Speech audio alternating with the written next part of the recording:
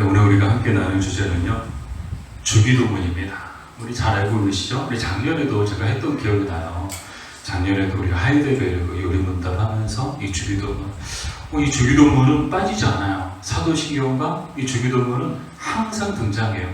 이 말은 그만큼 중요하다는 거죠. 사도신경은 우리 믿음의 고백이 담겨져 있고, 이 주기도문은 한마디로 우리가 무엇을 기도해야 되고 어떻게 기도해야 되는지 우리에게 가르쳐주는 너무나도 중요한 이 기도의 모범인 거예요. 그래서 오늘도 이 주기도문의 부제가 뭐예요? 우리 같이 한번 읽어볼까요? 그리스도께서 주신 기도의 표준.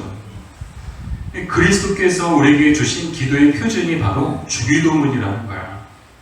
그래서 오늘 다시 한번 이 주기도문에 대해서 우리가 한번 살펴보려고 하는데, 관련하여서 가장 먼저 우리가 생각해야 될 것은 예수님께서 왜 이 주기도문에 대해서 가르쳐 주셨는가, 그 시작이 언제였는가를 우리가 잠깐 이해하고 넘어가면 바로 제자들의 요청이 있었어요.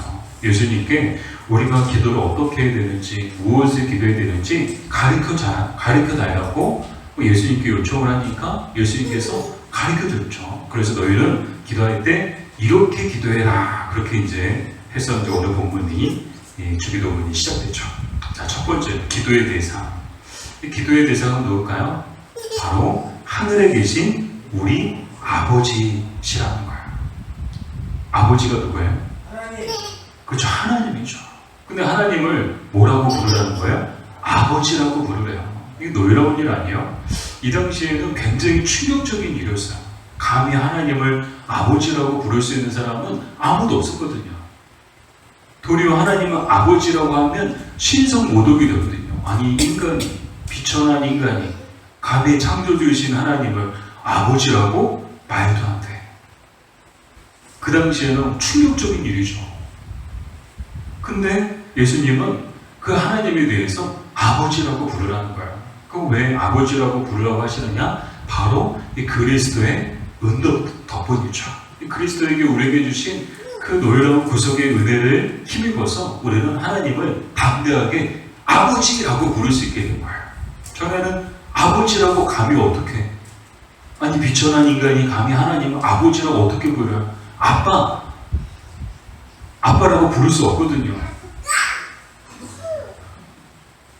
그런데 어떻게 하나님을 아버지라고 부를 수 있게 되었느냐?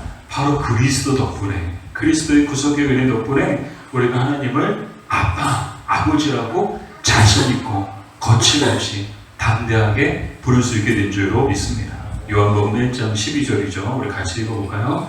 영접하는 자, 곧 그 이름을 믿는 자들에게는 하나님의 자녀가 되는 권세를 주셨으니. 아멘. 그러니까 우리가 이제 믿음을 통해서 우리가 하나님의 자녀가 되는 권세를 얻은 거예요. 그래서 우리가 이 법적으로는 하나님의 양자가 된 거예요. 그러니까 하나님의 자녀예요, 자녀가 아니에요? 하나님의 자녀가 된 거예요.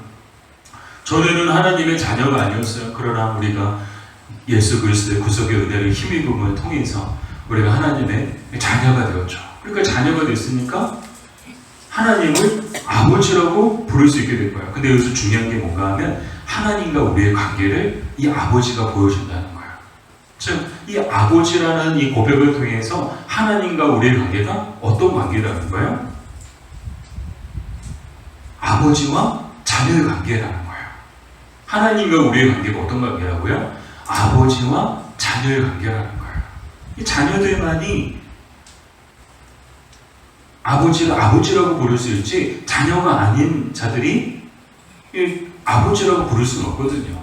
뭐 아무나 개발하는데 아버지 그래요? 그런 거 본 적이 없어요. 오직 자기 아버지에게만 아버지라고 하는 거야. 우리 학교니도 하부가 할아버지 그러죠. 아무나 보고 하부가 그래요? 아니요. 자기 할아버지. 자기 할아버지에게만 하부가 그러는 거야. 아버지라고 부를 수 있는 것도 하나님의 자녀된 자들만이 하나님을 아버지라고 부를 수 있는 줄 믿습니다. 근데 또 이제 여기서 또 이 아버지, 이 기도문의 그 시작이 또 우리에게 또 의미하는 두 번째 또 갖고 있는 의미는 뭔가 하면 우리의 관계를 또 보여준다는 거예요. 근데 하나님 아버지라고 할 때 그냥 아버지라고 해요? 아니면 오늘 본문에 뭐라고 부르죠? 무슨 아버지라고 해요? 오늘 본문에 나오니까 주기도문에 우리 아버지래요. 우리 아버지. 누구 아버지요? 우리 아버지예요. 자, 이 말은 하나님은 나만의 아버지가 아니라는 거야. 나 개인만의 내 아빠야, 내 아버지야, 나만의 아빠야, 나만의 아버지야. 그게 아니라는 거예요. 하나님은 우리의 아버지라는 거예요. 이것을 통해서 우리의 관계를 또 가르쳐주고 있죠. 저와 여러분의 관계를 가르쳐주고 있는 거예요. 제가 기도할 때도 아버지하고 기도하거든요. 하나님 아버지가 저만의 아버지일까요? 아니요. 여러분의 아버지예요. 우리 아버지인 거예요. 자, 이 말은 우리는 한 아버지의 한 자녀들이다라는 거예요. 우리는 한 형제라는 거예요. 우리는 한 자매라는 거예요. 그러므로 우리에게는 뜨거운 형제가 있어야 하는 줄 믿습니다. 형제들 만날 때 얼마나 반가워요. 얼마나 기뻐요. 또 있다는 것만으로도 얼마나 든든해요. 전 어렸을 때는 잘 몰랐어요. 이제 형제가 딱 그 위로 형님이 한 분 계시거든요. 연년생이에요. 어렸을 때 엄청 싸웠어요. 맨날 제가 시비를 걸죠. 싸우자고 막 달려들죠. 형 무시하고 막 형하고 싸우자고 막 하고 막 형 것도 내 거고 내 것도 내 거고 막 그리고 맨날 싸우죠. 결과는 항상 제가 져요. 항상 지고. 근데 그렇게 어렸을 때는 막 치고받고 막 싸웠어요. 남자 둘이다 보니까. 그것도 연년생이다 보니까 얼마나 많이 싸웠겠어요. 근데 막상 이제 커가지고 이제 장가 들고 또 이제 각자 떨어져 살다 보니까 가끔 형님이 보고 싶고 또 만나면 오랜만에 만나면 반갑고 그래서 뭐 어렸을 때는 막 만나면 싸우고 막 그랬어도 지금은요 한 번도 안 싸워요. 싸울 일이 없어요. 그냥 반갑고 사랑스러운데요. 있다는 것만으로도 얼마나 힘이 되고 얼마나 또 의지가 되는데요. 사랑하는 여러분, 저와 여러분의 관계 또 성도와 성도의 관계도 늘 이뤄야 하는 줄 믿습니다. 싸우지 마시고 뭐 싸우는 분 안 계시겠지만 항상 서로가 서로를 바라볼 때 우리는 한 형제다. 우리는 한 자매다. 우리 옆에 분하고 인사할까요? 사이좋게 지냅시다. 싸우지 마시고 싸우지 마시고 싸우시는 분 안 계시죠? 네. 자, 이렇게 하늘에 계신 우리 아버지가 우리에게 가르쳐주는 것은 하나님과 나의 관계 또 나와 너의 관계, 우리의 관계를 가르쳐주고 있다는 거죠. 자, 이렇게 기도가 시작돼요. 그래서 이 주기도문에는 크게 6개의 강구가 기록되어져 있는데 이 앞에 3개와 뒤에 3개로 구분하는데 첫 번째 앞에 3개의 그 강구는 하나님을 향한 이 강구예요. 즉 하나님께 대한 기도문이야. 그래서 첫 번째 강구를 보면 이름이 거룩히 여김을 받으시오며 라는 강구로 또 이게 첫 번째 강구가 시작되죠. 자, 이름은 누구의 이름을 말할까요? 하나님의 이름을 말해요. 근데 이름이 우리가 이제 성숙자반에서도 다뤘던 내용인데 이름은 단순한 호칭만을 의미하지 않아요. 이 이름이 갖고 있는 것은요 그 사람의 인격과 그 사람의 존재를 뜻해요. 그 장명호하면 그 장명호라는 그 이름의 뜻은 그냥 호칭만 장명호가 아니고 그 존재 자체를 뜻한다는 거예요. 그래서 이름, 하나님 아버지의 이름이 거룩히 여김을 받으시오며 이 말은 무엇을 위한 기도를 가르쳐주고 계신가 하면 아버지의 영광을 나타내라는 그런 뜻을 갖고 있는 거예요. 너희가 기도할 때 항상 구해야 될 것은 아버지의 영광이다. 하나님의 영광이라는 거예요. 근데 오늘날 세상을 보면요 하나님의 영광은 구해요? 아버지의 영광은 구해요? 아니요. 우리 자녀들 보세요. 자녀들이 아버지의 영광을 구해요? 어머니의 영광을 구해요? 아니요. 온통 자기밖에 몰라요. 저희 오늘 이제 막내가 전화가 온 거예요. 아빠, 이 생일 선물, 엊그제가 생일이었거든요. 그래서 생일 선물 마우스 사달라는 거야. 그래서 마우스가 얼마냐 했더니 69,000원이야. 무슨 마우스가 69,000원이냐. 자기밖에 몰라요. 자녀들은요, 자기밖에 몰라요. 맨날 돈 달래요. 맨날 이거 해달라요. 저거 해달라요. 이 세상의 문화가 그렇지 않아요? 온통 자기 영광이에요. 아버지의 영광을 구하고 어머니의 영광을 구하는 자녀들은 거의 보기가 어려워요. 나중에 철들고 효도하면 그때서 이제 부모님 생각하고 부모님을 먼저 생각하는 그런 자녀들의 모습을 보게 되죠. 근데 세상의 풍조가 그래요. 세상의 풍조는 온통 자기밖에 모르죠. 자기 영광으로 가득해요. 자기 유익과 자기 만족과 자기 기쁨과 자기 즐거움을 항상 구해요. 항상 그곳을 쫓아가요. 보세요. 세상이 다 그렇죠. 세상의 모든 사람들이 온통 자기 영광만을 구하지 하나님 아버지의 영광을 구하지 않아요. 그러나 우리는 하나님의 자녀들답게 항상 하나님의 영광을 가장 먼저 구해야 하는 줄 믿습니다. 고린도전서 10장 31절에도 그런즉 너희가 먹든지 마시든지 무엇을 하든지 다 하나님의 영광을 위하여 하라. 아멘. 늘 우리가 첫 번째 구해야 되는 것은 내가 아니에요. 누구예요? 아버지. 아버지의 영광을 항상 구하는 우리가 되어야 하는 줄 믿습니다. 자, 이게 바로 이름이 거룩히 여김을 받으시오며 라는 그 강구의 뜻이라는 거예요. 두 번째 강구는 나라가 임하시오며, 이 나라는 어떤 나라를 말할까요? 뭐 대한민국? 미국? 아니요. 하나님의 나라를 뜻해요. 아버지의 나라를 뜻하죠. 하나님의 나라는 말 그대로 아버지의 나라예요. 자, 이 나라가 임하시오며 라는 이 강구의 뜻은 무엇인가 하면요, 하나님의 통치가 임하게 해달라는 기도예요. 그리고 그 하나님의 통치 가운데 우리가 굴복하고 또 복종하고 또 순종하고 따르게 해달라는 그런 뜻을 갖고 있어요. 그래서 늘 우리가 하나님의 자녀답게 그 하나님의 다스리심 가운데 우리가 거하게 해달라는 그런 기도죠. 사랑하는 여러분, 우리가 대한민국 사람들은 어느 나라에 살 때 가장 안전할까요? 대한민국 사람들은 어느 나라에 살 때 가장 안전할까요? 대한민국에 살 때 가장 안전하고요. 대한민국 사람들은 국가에서 보호를 해주거든요. 지켜주거든요. 무슨 일이 있어도 이 나라에서 책임을 져주거든요.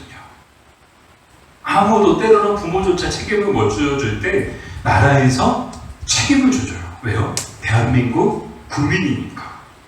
하나님의 나라에 그 사람들은 하나님께서 돌봐주시고 책임져 주시는 줄 믿습니다. 그래서 이 하나님 나라의 사람들은 하교나 하나님 나라의 사람들은 하나님 나라에 살아야 되는 거야. 그래서 하나님 나라에서 하나님의 다스리심을 받고 하나님 나라의 법에 순종하며 살 때 가장 안전하고 또 가장 행복하게 살아갈 수 있는 줄 믿습니다. 그래서 이 하나님의 나라는 공간적인 하나님의 나라의 뜻도 있지만 영적으로 공간을 초월해서 시공간을 초월해서 늘 임재하고 계시는 하나님의 나라도 있거든요. 그래서 우리는 생각할 때 하나님의 나라는 죽어서 가는 곳이 하나님의 나라야. 아니요. 죽어서 가는 곳이 하나님의 나라는 아니에요. 물론 그것도 하나님의 나라죠. 그러나 꼭 죽어야만 갈 수 있는 나라가 하나님의 나라가 아니에요. 하나님이 계신 것, 또 그 하나님의 다스리심 가운데 들어가서 그 다스리심을 받고 돌보심을 받은 곳이 바로 하나님의 나라인 줄 믿습니다. 예수님이 오심을 통해서 이미 하나님의 나라가 시작됐고 하나님의 나라가 어디 있다고 말씀하셨어요? 너희 안에 있느니라. 오늘 내가 하나님의 임재 가운데 또 하나님의 다스리심 가운데 하나님의 그 돌보심 가운데 들어가면 바로 그곳이 바로 하나님의 나라인 거예요.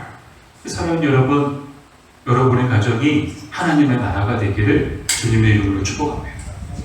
여러분의 심령이 하나님의 나라가 되기를 주님의 이름으로 축복합니다. 그래서 꼭 우리는 죽어야만 하나님 나라 들어가서 하나님 나라에서 사는 게 아니에요. 이 땅에 사는 날 동안에도 우리는 얼마든지 하나님의 나라의 삶을 경험하고 맛볼 수 있는 줄 믿습니다.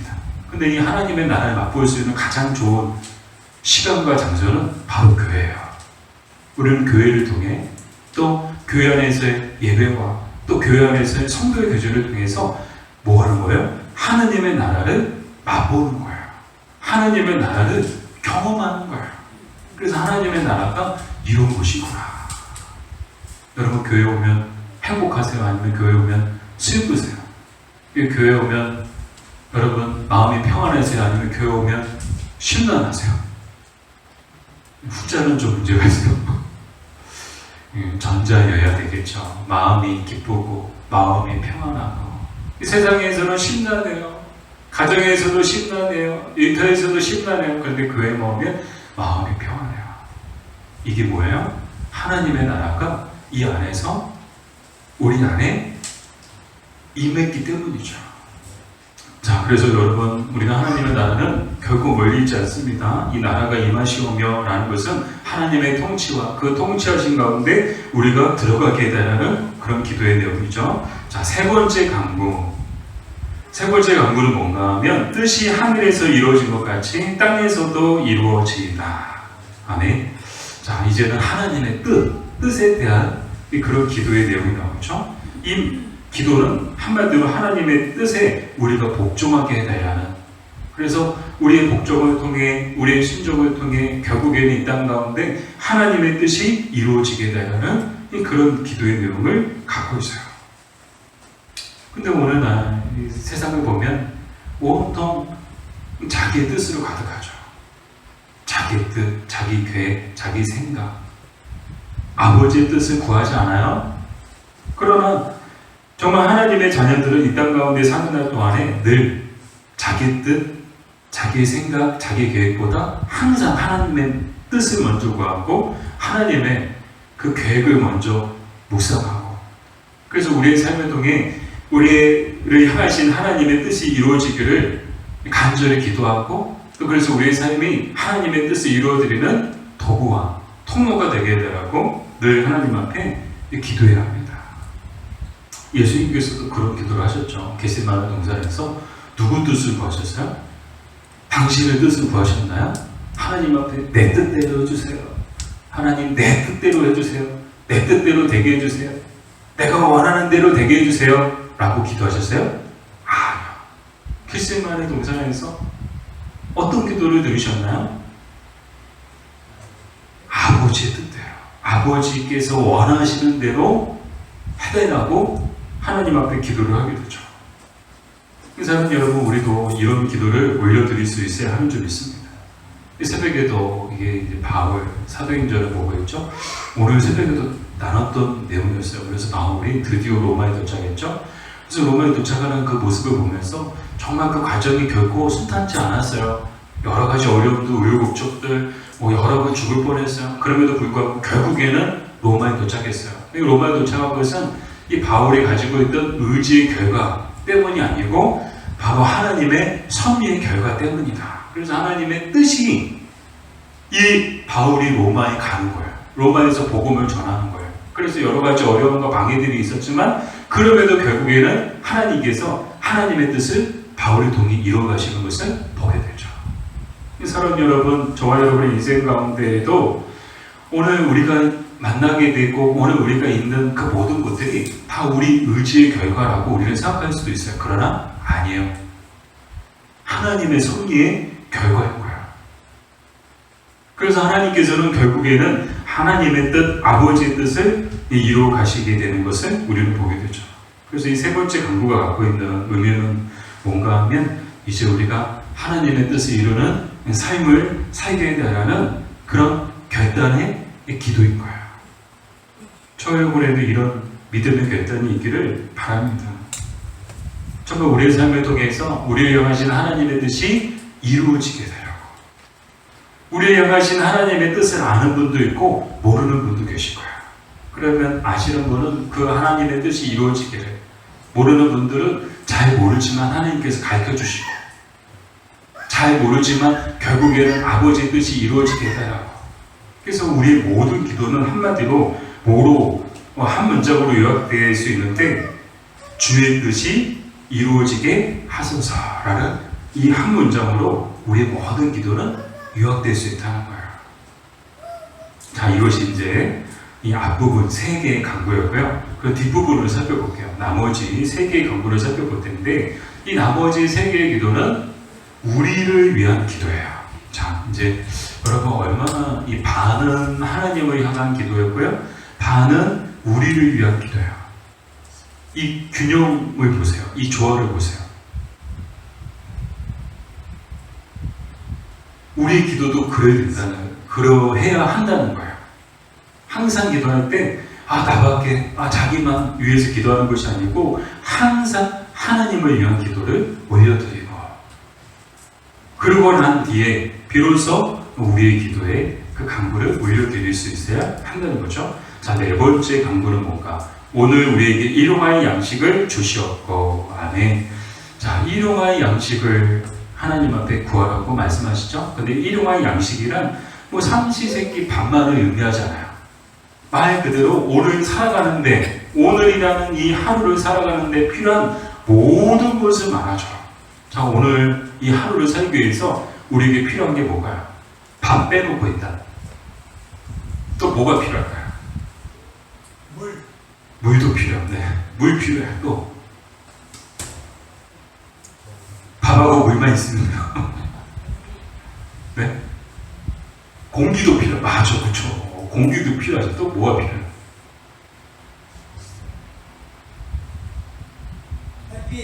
햇빛도 필요하죠. 또 뭐가 필요해요? 필요한 게 없나 봐요, 여러분. 그것만 있으면 돼요. 공기와 햇빛과 물과 밥만 있으면. 저는 필요한 게 굉장히 많던데요. 엄청 많아요. 갑자기 질문 들어서 이제 이렇게 갑자기 생각 안 나실 수 있겠죠. 저는 이 말씀을 생각하면서 오늘이라는 이 하루를 살아가는데 우리에게 필요한 게 뭘까? 정말 많은 것들이 필요해요. 돈도 필요해요. 건강도 필요해요. 지혜도 필요해요. 믿음도 필요해요.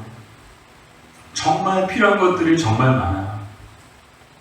근데 이 필요한 것들을 하나님 앞에 이 구하라고 이 말씀을 하고 계시죠. 근데 이 구하라는 이 말씀 속에 담겨져 있는 그 의미는 뭔가 하면 그만큼 인간은 연약한 존재임을 깨달으라는 그런 뜻이 담겨져 있어요. 참, 우리는 결코 이 하루도 온전히 하나님께서 공급해주지 않으시면, 하나님께서 위에서 내려주지 않으시면 결코 우리는 이 하루도 온전히 살아갈 수 없는 연약한 존재라는 것을 우리가 가르쳐주고 있는 이 기도의 내용이죠. 정말 그래요. 여러분, 정말 우리는요, 이 하나님께서 다 주셔야 우리는 그것을 가지고 살 수 있는 거예요. 이 밥도 내가 스스로 내 안에서 만들어낼 수 있어요? 못 만들어내요. 물을 내가 스스로 만들어낼 수 있어요? 아니요. 하나님은 창조의 하나님이시니까 없는 것도 만드실 수 있죠. 무에서 유를 만드실 수 있지만 우리는 무에서 유를 만들 수가 없어요. 유에서 유는 구할 수 있어도 무에서 유는 만들 수가 없어요. 그러니까 오늘 우리에게 필요한 것들, 밥도 필요해요, 물도 필요해요, 햇빛도 필요해요, 공기도 필요해요. 필요한 거 돈도 필요해요. 근데 이게 다 뭐예요? 내 안에 있는 것들이에요? 아니요. 내 안에 있는 건 아무것도 없어요. 다 외부로부터 공급되어져야 하는 거예요. 빛도, 공기도, 물도, 밥도. 밥도 안에가 밥을 줘야 밥을 먹죠. 밥을 안 주면 밥을 못 먹어. 돈도 마찬가지고요. 건강도 마찬가지고요. 내 안에서 공급되어질 수 있는 건 아무것도 없어요. 다 외부에서 이 공급해 주심을 통해서, 위로부터 내려주시는 은혜를 통해서 우리가 이 하루를 온전히 살 수 있는 줄 믿습니다. 생각해보면 기적인 거예요. 하루하루가 기적인 거예요. 하나님이 어디 계셔? 하나님은요, 시시각각으로 우리에게 공기도 주시죠. 우리에게 햇빛도 주시죠. 우리에게 밥도 주시죠. 우리에게 물도 주시죠. 우리에게 건강도 주시죠. 우리에게 돈도 주시죠. 아멘. 네. 아멘 하시는 분들에게 하나님께서 더 넘치도록 주실 줄 믿습니다. 아멘. 정말 그래요. 하나님이 다 주셔야 우리는 하루를 살 수가 있는 거예요. 당연한 건 아무것도 없는 거예요. 그래서 하루하루 지금까지 살아온 날들을 보면 다 하나님의 은혜였던 거예요. 하나님이 다 주셔서 건강 주시고 생명 주시고 지켜주시고 보호해 주시고 돌봐주시고 먹여주시고 입혀주시고 다 하나님의 은혜였던 거예요. 그래서 오늘 우리가 하나님 앞에 무엇을 구해야 되는가? 우리에게 일용할 양식을 주시옵고 오늘 필요한 양식을 구하라고 하시죠. 근데 여기서 우리는 의문을 갖게 되죠. 이왕 주시고 한꺼번에 그냥 마치 그냥 대박 나듯이 한꺼번에 평생 먹고 살 거 걱정 없이 그냥 주시면 얼마나 좋을까. 그러나 하나님은 그렇게 주시는 하나님이 아니세요. 또 예수님도 기도에 대해서 가르쳐 주실 때, 야, 너희 기도할 때 평생 먹고 또 남을 양식을 주시옵고라고 가르쳐 주지 않으세요. 일용할 양식을 주시옵고라고 가르쳐 주고 계시죠. 그 왜 그런가 하면 인간은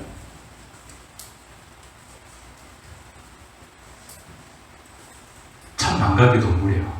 그래서요, 하루하루 주시는 은혜가 아니면 하나님을 찾지 않아요.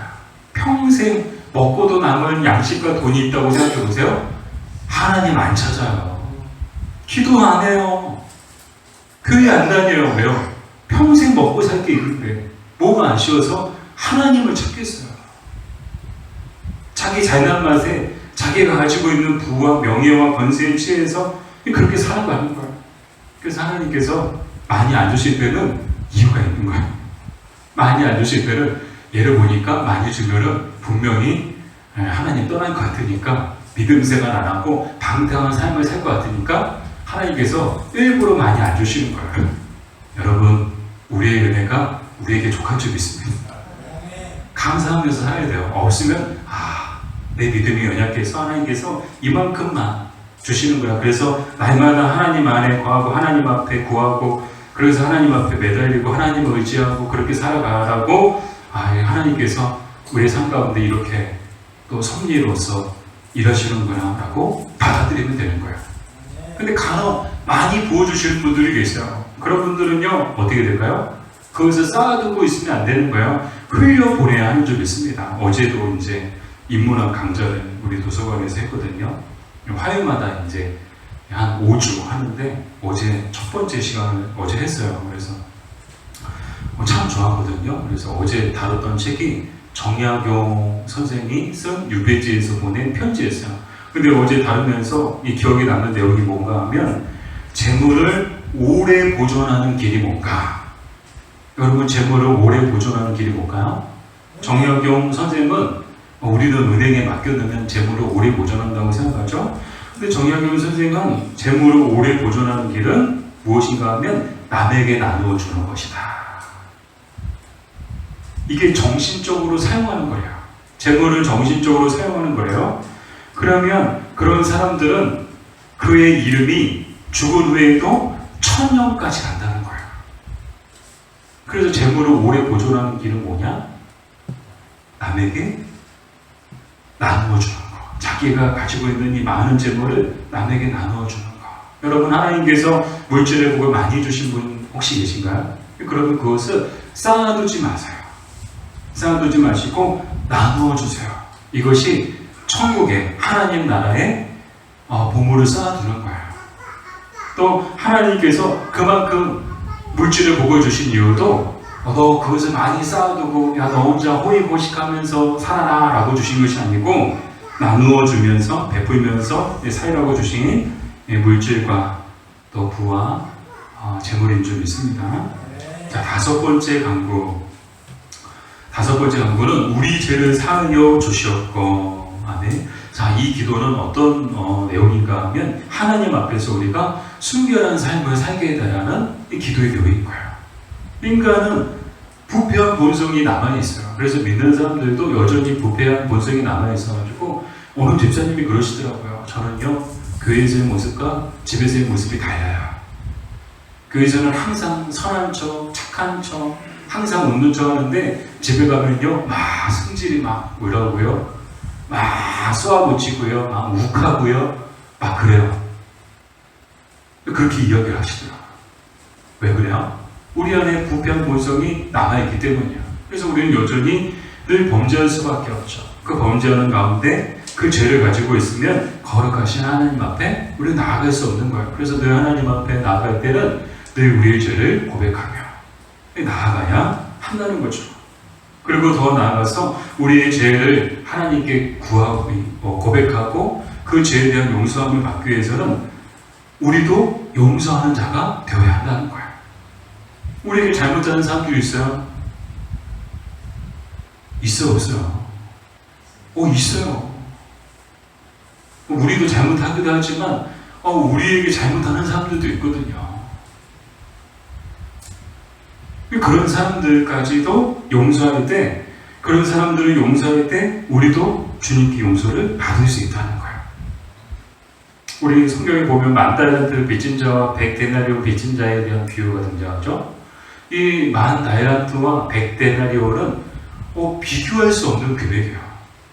근데 와, 좋은 사람 만나가지고요, 이 만 달란트 빚진 자가 다 탕감을 받은 거예요. 근데 이 100데나리온 빚진 자를 만나가지고는 왜 나한테 빚진 거 안 갚냐고, 자기는 만 달란트 탕감 받았으면서 자기에게 100데나리온 빚진 자에 대해서는 탕감해 줄 생각이 없는 거예요. 용서해 줄 생각이 없는 거예요. 괘씸한 거예요. 그래서 옥에 가두죠. 우리는 이런 사람이 돼서는 안 됩니다. 우리는 영적으로 만 달란트 빚진 자와 같은 사람들이에요. 평생 갚아도 갚을 수 없는 그런 죄값을 우리는 탕감받은 사람들이에요. 예수님께서 우리의 그 엄청난 그 죄의 값을 대신 치러주셨어요. 대신 지불해 주셨어요. 평생 갚아도 갚지 못할 그 죄에 대한 대가를 예수님께서 단번에 한 번에 완전히 영원히 그 죄를 죄값을 대신 지불해 주신 거예요. 그래서 완전히 그 죄의 대가로부터 우리는 자유한 사람들이 되었죠. 그럼에도 불구하고 우리에게 잘못하는 사람들은 어떤 사람들 같은 거예요? 마치 100데나리온 빚진 사람들 같은 사람들이에요. 비교가 돼야 안 돼요. 우리는 만 달란트 용서받았는데 그 조그만 것 하나 어떻게 말을 그렇게 할 수가 있어? 어떻게 행동을 그렇게 할 수 있어? 어떻게 나한테 그럴 수가 있어? 그러면서 용서 못한다면 우리는 이 성경의 비유에 나오는 이 만 달란트 빚진 자랑 똑같은 사람인 거야. 사랑하는 여러분, 우리는 용서하며 살아야 하는 줄 믿습니다. 우리 옆에 돌아온 이삭은 용서하며 삽시다. 너그럽게 삽시다. 자, 6번째 강구는 우리를 시험에 들게 하지 마시옵고 다만 악에서 구하시옵소서. 아멘. 자, 이 시험은 뭔가 하면요, 바로 테스트와 템테이션으로 나눠지는데, 이 시험의 주체가 누구냐에 따라서 테스트와 템테이션의 뜻이 다르죠. 이 테스트는 훈련이야. 즉 시험의 주체가 하나님이신 경우에는 그 시험은 테스트인 거예요. 훈련인 거예요. 그러나 그 시험의 주체가 사탄인 경우에는 그 시험은 테스트가 아니고 템테이션인 거예요. 유혹인 거예요. 유혹. 근데 오늘 이 주기도문에 나오는 이 시험은 테스트가 아니고 템테이션이에요. 즉 사탄의 유혹에 넘어가지 않게 해달라는, 그래서 악에서 우리를 구해달라는 그런 기도가 이 마지막 기도죠. 오늘 우리가 살고 있는 세상에 정말 유혹이 많지 않나요? 정말 시험이 많지 않나요? 자칫하면요, 얼마든지 악에 빠질 수 있는 환경에 우리는 살고 있어요. 온통 다 지뢰밭이에요, 지뢰밭. 잘못 밟으면 다 죽는 거예요. 영적으로 지뢰밭이라는 거예요. 세상은요, 영적으로 지뢰밭 같은 것이에요. 못 모르고 밟았다가는 죽는 거예요. 영적으로 죽는 거예요. 그래서 우리는 하나님 앞에 늘 기도할 때 우리를 시험에 들게 하지 마시옵고 다만 악에서 구하시옵소서라고 기도해야 된다는 거죠. 자, 마지막으로 기독교 강요에 보면 이 주기도문을 다루고서 그 뒷부분에 일정한 시간에 기도해야 하는 이유에 대해서 말하고 있는데요. 다니엘서 6장 10절 우리 같이 해볼까요? 다니엘의 이 주소에 왕의 도장이 찍힌 것을 알고도 자기 집에 돌아가서는 윗방에 올라가 예루살렘으로 향한 창문을 열고 전에 하던 대로 하루 3번씩 무릎을 꿇고 기도하며 그의 하나님께 감사하였더라. 아멘. 다니엘이 하루에 몇 번 기도했어요? 3번 기도했어요. 어떻게 기도했어요? 예루살렘을 향해 열린 창문을 향해서 무릎을 꿇고 기도했다는 거예요. 근데 어떻게 또 기도했어요? 감사하며 기도했대요. 참 대단하지 않아요? 이 기독교 강요에서도 일정한 시간에 기도해야 되는 그 이유에 대해서 말하고 있는데, 왜 우리는 시간을 정해두고 기도해야 되는가? 그 이유는 인간에게는 본성적으로 기도하려는 마음이 없기 때문이라는 거예요. 본성적으로 인간은요, 기도하려는 마음이 없다는 거예요. 그래서 일정한 시간을 정해놓고 기도하는 것이 필요하다는 거예요. 우리가 하나님의 자녀고 또 그리스도인이고 또 신자라면 이런 경건의 훈련과 또 경건의 모습이 있어야 되는데요. 그러기 위해서는 시간을 정하고 그 정한 시간에 기도하는 것이 참 중요하다는 거예요. 그래서 칼빈은 하루 중 언제 기도할 것을 추천했는가 하면 아침에 일어났을 때 기도하고, 일하기 전에 기도하고, 식사하기 전에 기도하고, 식사한 후에 기도하고, 밤에 잠자리 들기 전에 기도할 것을 추천했어요. 몇 번 기도하는 거예요? 와, 저도 밥 먹을 때는 기도하거든요. 근데 밥 먹고 나서는 기도 안 해. 기도해봐야겠어. 밥 먹고 나서 하나님 감사합니다. 배부르네요. 이렇게 맛있는 거 먹게 해주셔서 든든하게 속을 채워주셔서 감사합니다. 이렇게 시간을 정해두고 그 일정한 시간에 기도하는 것이 경건에 또 우리 신앙에 유익이 있다는 거예요. 사랑하는 여러분, 신앙과 기도는 비례해요. 그래서 기도하는 만큼 우리의 믿음도 자라는 줄 믿습니다. 기도하는 만큼 우리의 신앙도 성숙해지는 줄 믿습니다. 우리에게 참 좋은 시간이 있어요. 새벽 기도 시간이죠. 또 금요 기도 시간이죠. 수요일과 또 주일. 그 시간들은 우리에게 공식적으로 허락된 일정한 시간인 거예요. 여러분, 이 일정한 시간 가운데 정말 이 자리에 나오셔서 정말 기도하실 때 여러분의 신앙이 더욱더 성장하고 또 성숙해질 줄로 믿습니다. 우리 교회도 더욱더 성장하고 부흥하게 될 줄로 믿습니다. 이 부흥하는 교회 두 가지 특징 중에 이제 그 하나가 기도잖아요. 기도하는 교회는 반드시 부흥한다는 거예요. 오늘날 교회가 왜 성장을 멈췄느냐? 기도를 안 해서 그렇대요. 바꿔 얘기하면 기도하면 교회는 성장하고 반드시 부흥하게 된다는 거예요. 바라기는 우리 교회가 기도하는 교회가 되기를 바랍니다. 기도가 살아있는 교회가 되기를 바랍니다. 뜨거운 기도를 하나님 앞에 올려드리는 교회가 되기를 바랍니다.